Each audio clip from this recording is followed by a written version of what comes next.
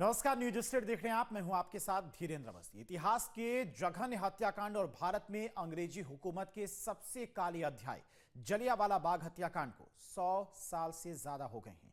इस हत्याकांड में सैकड़ों की संख्या में निर्दोष लोग मारे गए थे और जब जब इसका जिक्र होता है रूह कांप उठती है। देखिए रिपोर्ट।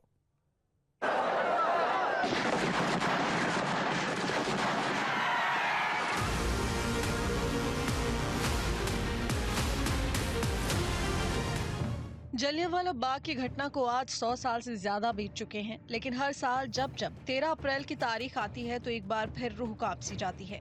जलियांवाला बाग नरसंहार भारत की आजादी के इतिहास की वो काली घटना है जिसने अंग्रेजी राज का क्रूर और दमनकारी चेहरा सामने लाया था। ये घटना इतनी भयावह और क्रूर थी कि आज भी सोचने पर भय से रोंगटे खड़े हो जाते हैं। उस नरसंहार का दृश्य कैसा रहा होगा, इसकी कल्पना भी नहीं की जा सकती। उस घटना को चंद शब्दों में समेटा नहीं जा सकता। हम इस वक्त मौजूद हैं पंजाब के अमृतसर के जलियांवाला बाग में, स्वर्ण मंदिर के बिल्कुल पास जो जलियांवाला बाग यहाँ पर हत्याकांड हुआ था। सबसे पहले आपको तस्वीरें दिखा देते हैं। आप तस्वीरें देख सकते हैं कि ये जलियांवाला बाग स्मारक है। यहाँ पर जाने का ये रास्ता है।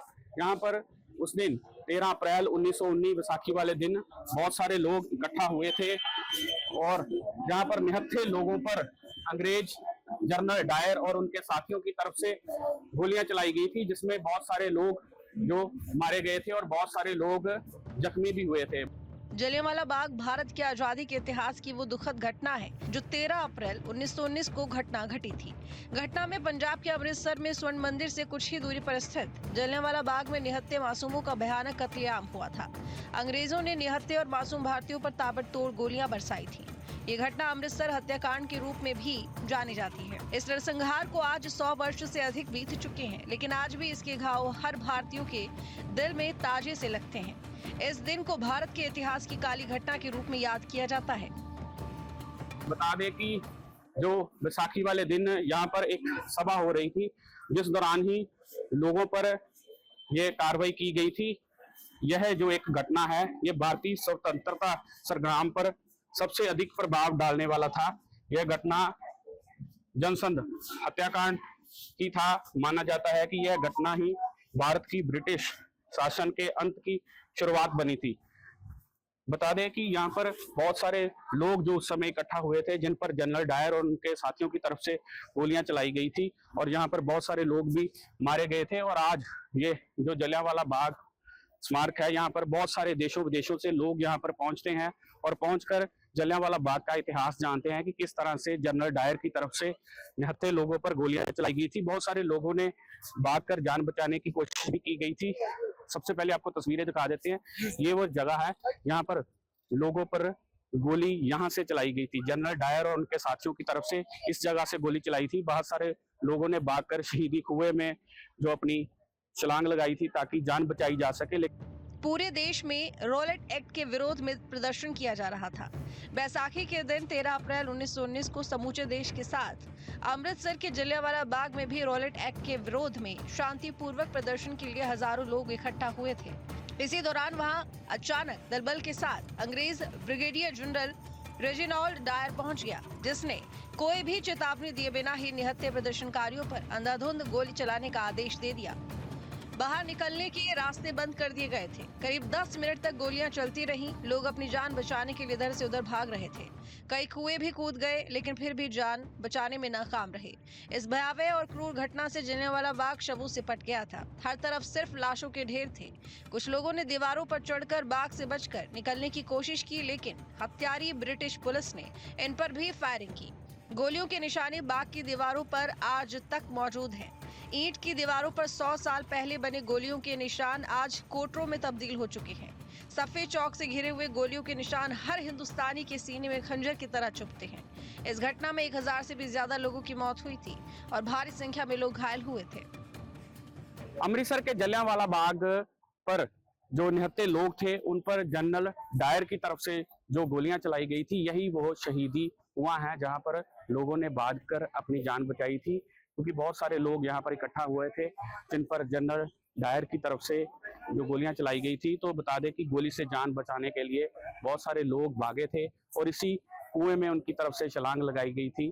ताकि उनकी जान बच सके। लेकिन इस कुएं से करीब 120 के करीब मृतक लोगों की लाशें जो है निकाली गई हैं। और बता दें कि यहाँ पर बहुत सारे गोलियों के भी निशान हैं जो आज भी इस जलियांवाला बाग में उस मंजर की याद दिलाते हैं कि किस तरह से अंधाधुंध फायरिंग की गई थी। और आज भी यहाँ पर बहुत सारे गोलियों के निशान हैं जो यहाँ पर जिंदा है। देशों विदेशों से लोग यहाँ जलियांवाला बाग में पहुंचते हैं और यहाँ का इतिहास जानते हैं कि किस तरह से जनरल डायर की तरफ से जो लोगों पर गोलियां चलाई गई थी, निहत्थे लोग जो थे वो भागकर अपनी जान बचाने के लिए भागे थे। और यहाँ पर कुछ लोग जो है वो दीवारों पर भी चढ़े थे ताकि जान बचाई जा सके। लेकिन आज भी यह गोलियों के जो निशान है जो उस समय का मंजर याद करवाते हैं।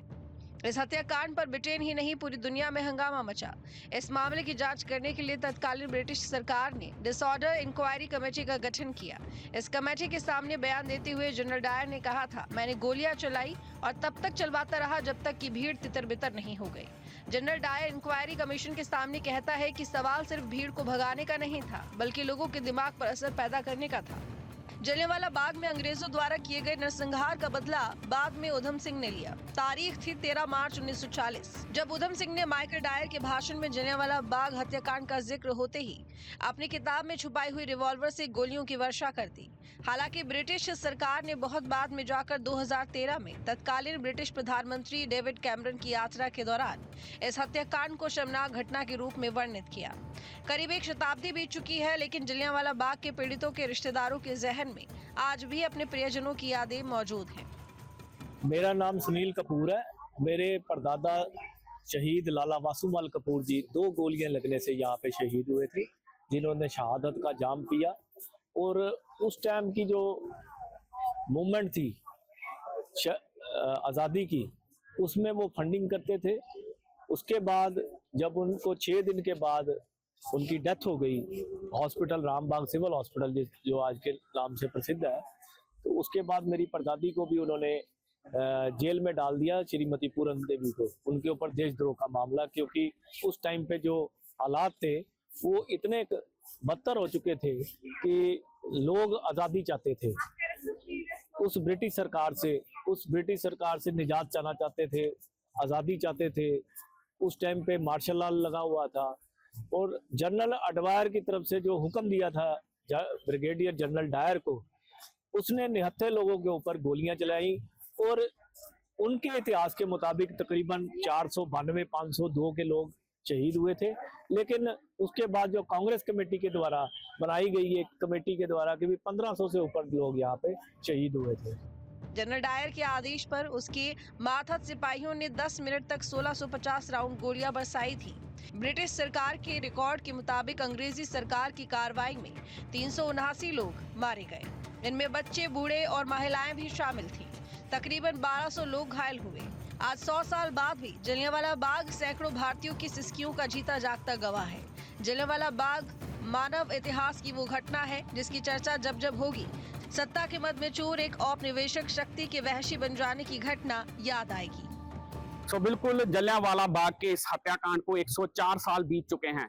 आपने देखा कि किस तरह निहत्थे लोगों पर जनरल डायर और उसके साथियों की तरफ से निहत्थे लोगों पर गोलियां चलाई गई हैं और उसके निशान भी आज भी इस जलियांवाला बाग में गोलियों के निशान मौजूद है, जहां देशों विदेशों से लोग पहुंचते हैं और उस गोलियों के निशान को देखते हैं और यहाँ का इतिहास जानते हैं कि किस तरह जुल्म निहत्थे लोगों पर किया गया था। और आज 104 साल हालांकि बीत चुके हैं, लेकिन अब भी जहाँ लोग पहुंचते हैं उन गोलियों के निशान को देखते हैं तो वो जख्म जो उस समय अंग्रेजों की तरफ से किए गए थे वो भी हरे हो जाते हैं। वीडियो जर्नलिस्ट विशाल शर्मा के साथ पंकज मल्ली, अमृतसर।